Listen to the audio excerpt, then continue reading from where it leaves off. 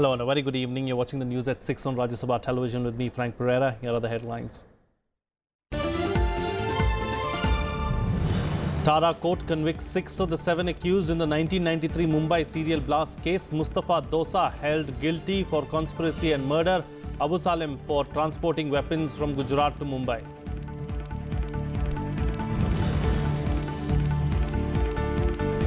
Meeting on a consensus presidential candidate ends inconclusively. Union Ministers Rajnath Singh and Venkaiah Naidu meet Congress President Sonia Gandhi and CPM's Yechuri, but reportedly discuss no names.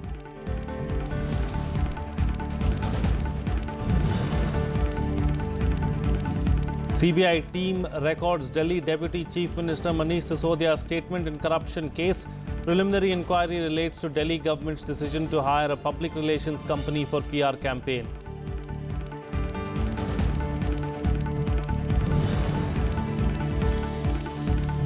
And US President Donald Trump likely to reverse former President Obama's policy with Cuba while retaining diplomatic ties. Trump may restrict business and reduce number of American travelers who can visit Cuba.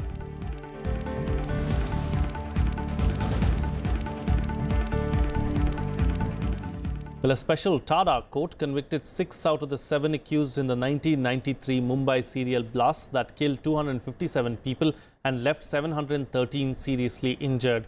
Key accused Mustafa Dosa and Abu Salim were convicted under charges of conspiracy and terror activities in the case. Meanwhile, the court has set the next hearing date on June 19 to decide dates for arguments on the quantum of sentence. 24 years after 12 blasts rocked Mumbai, a Special Terrorism and Disruptive Activities Prevention Act court held 6 out of the 7 accused guilty in the 1993 serial blast case. Mastermind Mustafa Dosa was convicted on charges of conspiracy and murder. Extradited gangster Abu Salim was found guilty of transporting weapons from Gujarat to Mumbai. Others who were convicted include Firoz Abdul Rashid Khan, Tahir Merchant, Riyaz Siddiqui and Karimullah Khan. However, Abdul Qayyum was acquitted of all charges. All accused were acquitted of the charge of waging war against the nation. 93 bomb blast में second part का जो judgement दिया है उसमें conviction 6 लोगों को दिया है, जहां पे 7 लोग एक्यूज थे, उसमें से 6 लोगों को कन्विक्शन किया है, आउट ऑफ विच 5 लोगों को सेक्शन 120 बी यानी कंस्पायरेसी के अंडर कन्विक्शन हुई है और एक को 3-3 टाड़ा के मुताबिक कन्विक्शन हुई है और एक अक्यूज को जो कयूम करके है उसको एक्विट कर दिया है। वजह ये थी कि जो ये बाबरी मस्जिद डिमोलिशन हुआ था उसका रिवेंज लेने के लिए ये सारा कंस्पायरेसी हैच की गई थी। Meanwhile, the Tada court also acquitted Abu Salim of some initial charges. The 7 accused formed the second set in the blast case as they were arrested between 2003 and 2010. The Tada court convicted 100 people in the first leg of the trial in 2007, while 23 people were acquitted.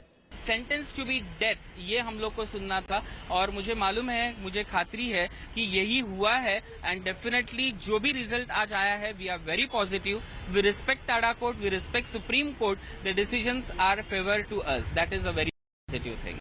The Mumbai blast killed 257 people and seriously injured 713 others on March 12, 1993.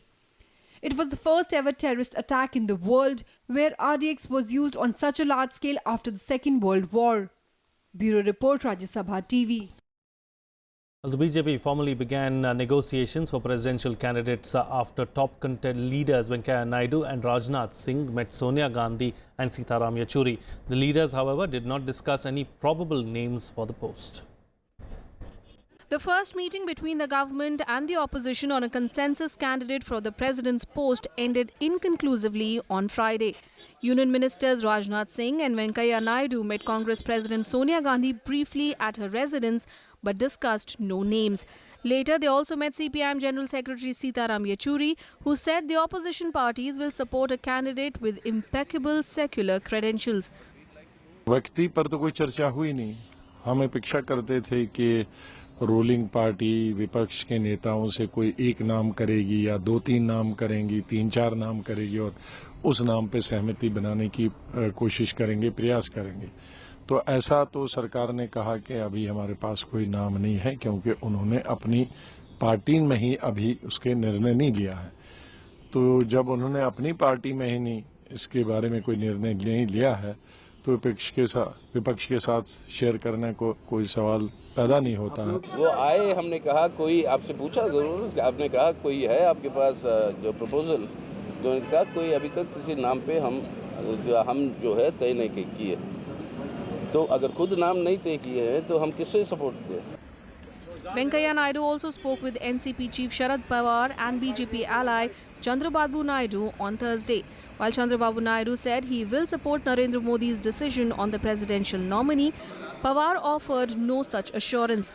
9 opposition parties, including the Congress, Left, NCP, SP, BSP, JDU and RJD, have maintained they will finalize their stand only after the BJP-led NDA discloses its candidate. The opposition has also made it clear that they will put up a joint candidate if the BJP fails to nominate a non-RSS candidate. We in the opposition want consensus for President of India. That would be good for the country. Let us see what the government does. It will depend on government of the day, what Prime Minister Modi and his team decides. नहीं, अभी तक कोई नाम तो open किया नहीं, तो consensus कैसे बनेगी? हम सब ने एक शर्त रखी कि नॉन आरएसएस आप कैंडिडेट लाइए जो पूरी कंट्री को स्वीकार हो, तो हम कंसेंसस पे विचार कर सकते हैं। Earlier this week, BJP President Amit Shah constituted a 3-member committee to consult political parties, including the opposition, to select a consensus candidate for the presidential polls. So far, the committee has reached out to the Congress, BSP, NCP, TDP, CPM and the All India NR Congress. Friday's meeting came 2 days after a subgroup of opposition leaders constituted by Sonia Gandhi met to discuss the opposition strategy. Pranav Goswami's report for Rajya Sabha TV. Well, the CBI on Friday recorded Delhi Deputy Chief Minister Manish Sisodia's statement in a case related to the Aam Aadmi Party's Talk to AK campaign. Soon after, a blame game between AAP and CBI began, with the party calling it a political raid. A CBI team visited the official residence of Delhi's Deputy Chief Minister Manish Sisodia in connection with a corruption case on Friday. Terming the visit a raid, the Aam Aadmi Party has accused the union government of playing political games. दुर्भावना, बदले की भावना और नफरत की आग में डूबी हुई केंद्र सरकार आम आदमी पार्टी के खिलाफ काम कर रही है। ये इस बात का बहुत साफ संकेत है कि केंद्र सरकार की मंशा एकमात्र है, विरोधी पार्टियों को खत्म करो।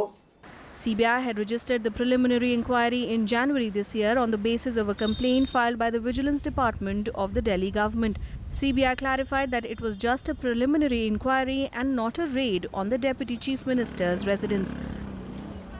मेरी जानकारी है, आज CBI मनीष सिसोदिया का स्टेटमेंट रिकॉर्ड करने पहुंची है।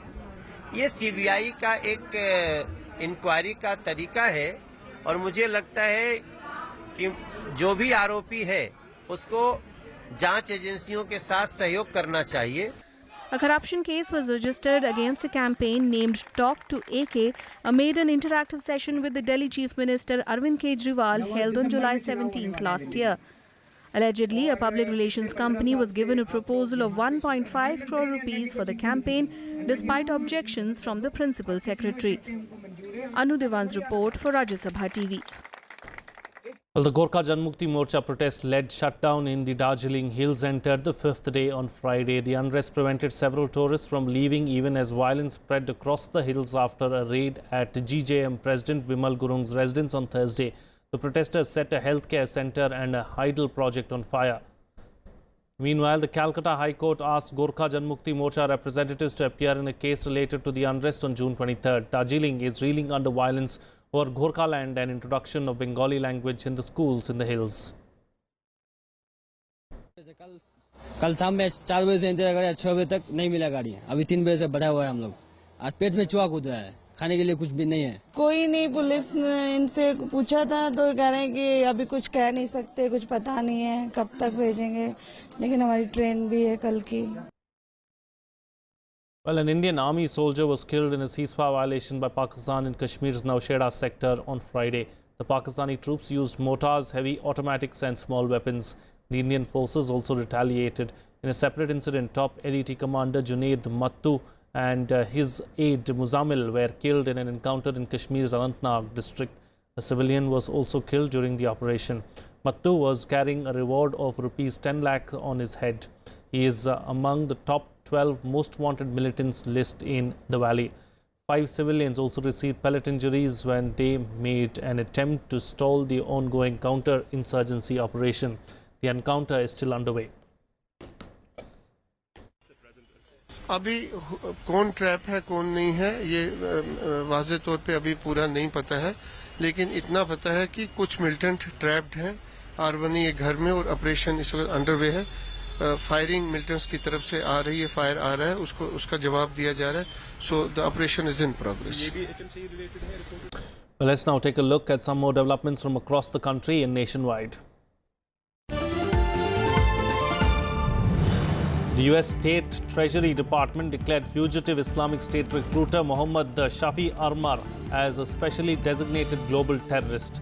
Armar is a native of Bhatkal in Karnataka. However, there are reports of his death in a drone attack.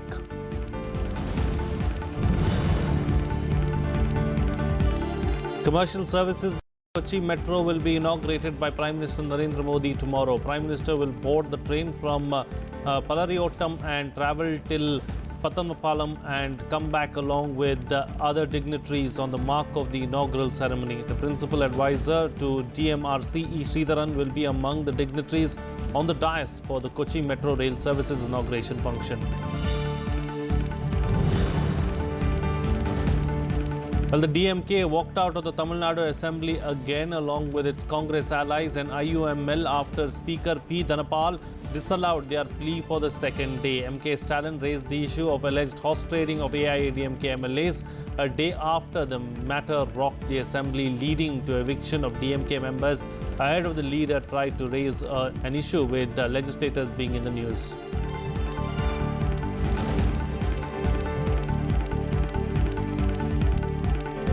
Well, it's time for a short break now, but news and updates will continue on the other side. Stay tuned. We'll be right back.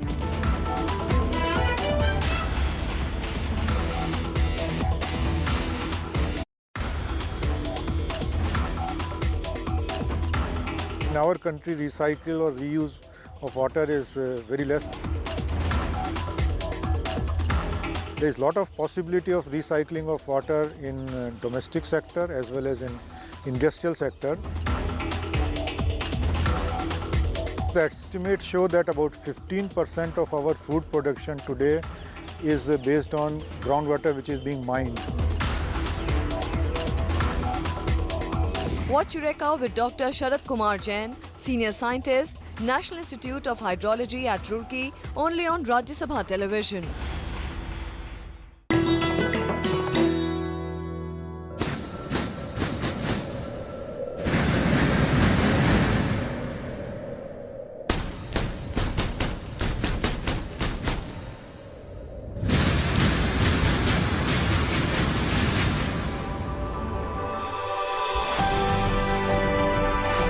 Nelson Rolihlahla Mandela, affectionately known as Madiba, was South Africa's first democratically elected president, an international peacemaker and statesman, and a Nobel Peace Prize winner.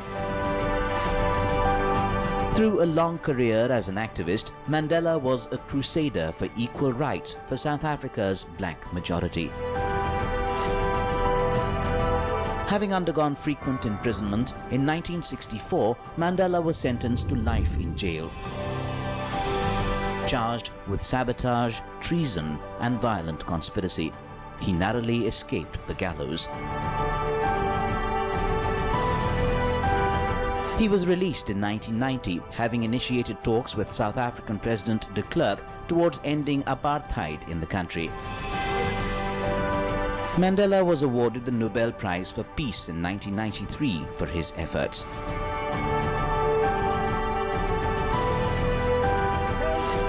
In April 1994, the Mandela-led African National Congress won South Africa's first elections by universal suffrage. And Mandela was sworn in as president of the country's first multi-ethnic government. He retired from the presidency in 1999 and from public life in 2004. Nelson Mandela died on December 5, 2013 from a recurring lung infection.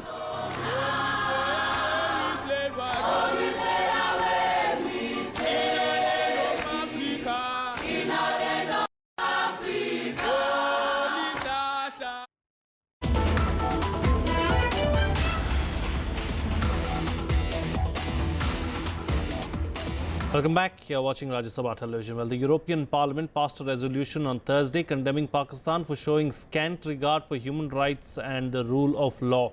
The resolution also slams Islamabad for breaching international law by not allowing consular access to Kulbhushan Jadhav, who has been sentenced to death for espionage in the country. It highlights the case of Jadhav, who was sentenced to death in April 2017 by a military coup without any access to consular services, in clear breach of international law.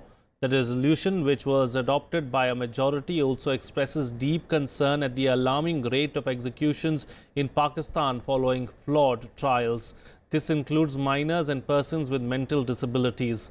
The resolution says some of the executions were carried out even as appeals were underway. Well, President Donald Trump is all set to announce his Cuba policy later tonight. In Miami, he is expected to reverse some of the changes that his predecessor Barack Obama made when he announced the U.S. was ending 5 decades of hostility towards the island. However, Trump is not expected to sever diplomatic ties, but he will fulfill a campaign promise. US President Donald Trump might just reverse one of the major achievements of his predecessor, the re-establishment of diplomatic ties with Cuba. When President Trump announces his Cuba policy later on Friday, he will be fulfilling another one of his campaign promises. I'm okay with working with Cuba, but we should have made a much better deal. We should have made a much stronger deal. We are in the midst of a full review of all U.S. policies towards Cuba. The President is committed to an agenda of ensuring human rights for all citizens throughout the world. And as we review those policies in Cuba, that will be forefront. Though diplomatic ties may remain, he is likely to dramatically reduce the number of American travelers who can visit Cuba. He will also prevent anyone from doing business with businesses run by the Cuban military. As we know, the military is involved in well over half of the Cuban economy. So you have military holding companies involved in everything from luggage transport at the airport to provision of goods and services at the port terminals for cruise ships, buses, rental cars, hotels, marinas, etc. So they have an extensive reach throughout the economy, and if you're not allowed to do any business with military companies, essentially you can't do business in Cuba. Trump's new policy will find voice amongst his supporters, who openly rejoice at the undoing of anything Obama did. But supporters of Obama's policy say it needs more time to work. La nueva agenda del gobierno de los Estados Unidos amenaza con desatar un proteccionismo comercial extremo y egoísta. Impactará la competitividad de nuestro comercio exterior, vulnerará acuerdos ambientales. Among the major changes for Americans is their travel plans. Under the previous rules, Americans could not travel as tourists, but were allowed to go under 12 categories of travel clubbed together under people-to-people visits. Trump is expected to scrap the category that allowed independent travel. Con la adopción de esta declaración conjunta en el día de hoy, se elimina un detonante de crisis migratorias. Los Estados Unidos logran una migración legal, segura y ordenada desde Cuba. Se desestimula el tráfico de personas y otros delitos relacionados. Se pone fin a una política de doble rasero discriminatoria hacia los emigrantes de otros países y se promueve una cooperación de beneficio mutuo y para la región. Even as the Trump administration claims that the new policy is aimed at punishing the Cuban government rather than harm ordinary citizens, it is inevitably going to end up doing just that. As the number of US tourists go down, Cuban business will suffer. Bureau Report, Rajya Sabha TV. Well, the death toll in the Grenfell Tower fire in London has risen to 30, even as authorities say it will climb to over 100. Police have launched a criminal investigation into what has become the worst fire tragedy in the country. Police have also admitted that it would be impossible to identify all of the victims of the tragedy. Prime Minister Theresa May has ordered a judge-led full public inquiry into the incident. The newly appointed minister in the Department for Communications and Local Government has also promised that every single family will be rehoused in the local area. Queen Elizabeth II and Prince William also visited the Grenfell Tower, meeting volunteers, local residents and community representatives. They visited the Westway Sports Centre, which has turned into a relief centre for survivors of the tragedy. The local Grenfell Action Group says the tragedy could have been prevented if their voice was paid heed to earlier. It claims that last year, during a major £10 million refurbishment of Grenfell Tower, residents had warned that access to the site for emergency vehicles was severely restricted. Well, the explosion outside a kindergarten school gate in China on Thursday was caused by a 22-year-old man who died in the blast. 66 others were injured in a deadly explosion caused by a young school staffer with the homemade bomb in China's eastern Jiangsu province. However, there were no children or teachers among the casualties. According to the police, the suspect was identified as a 22-year-old staffer who was suffering from psychological problems. The police also found bomb-making materials from his house and words "Die, death and destroy" scrawled on his walls. 公安机关经现场勘查、调查走访、视频监控调取、物证检验和 DNA 比对等工作，省市派出医疗专家44人到相关医院指导救治，针对每位受伤人员情况，分别制定了救治方案。 Well, let's now take a look at some more developments from across the world in Global Buzz.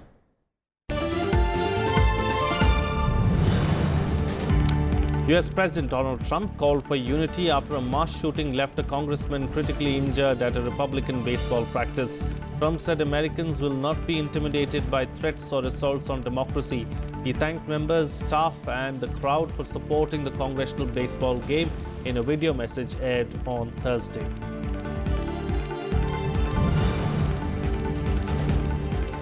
President Nicolas Maduro slammed US Vice President Mike Pence's remarks that held up Venezuela as an example of what happens when democracy is undermined. Terming the comments nauseating, he urged Latin American countries to condemn the US already suffering a severe economic crisis. Venezuela has been convulsed by clashes between security forces and anti-government protesters.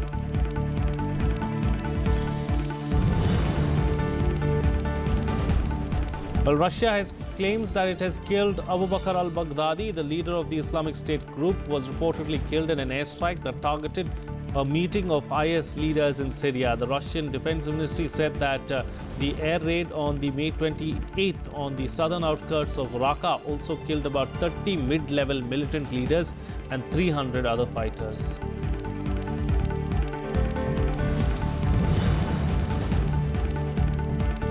Foreign Minister of the United Arab Emirates Sheikh Abdullah bin Zayed Al Nahyan thanked the US for taking the lead in strengthening America's relationships with its key regional partners. He also accepted US Secretary of State Rex Tillerson's offer to diplomatically resolve their threats for broader regional stability. Well, let's now shift focus and bring you up to speed with some news from the world of sports in Sports Beat. Well, 12 Indian basketball players will be part of an elite group of 73 players who will be trained by professional NBA players and coaches. The young hoopsters will stay in Hangzhou in China from June 18 to 21st. They were shortlisted from 21 players of the NBA's academy in India and will join Kaggers from China, Australia, New Zealand and Korea.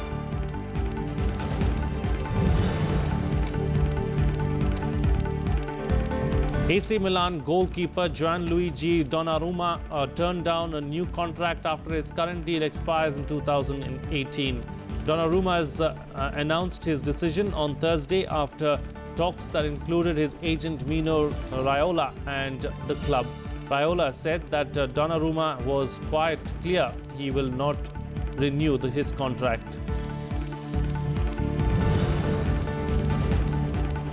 Cristiano Ronaldo, who has been with Real Madrid for 8 years, will leave Spain and his team after tax fraud charges. Despite Real Madrid backing him, Ronaldo said he was unhappy to be in the Spanish capital and has told the Real Madrid president that his decision is irreversible.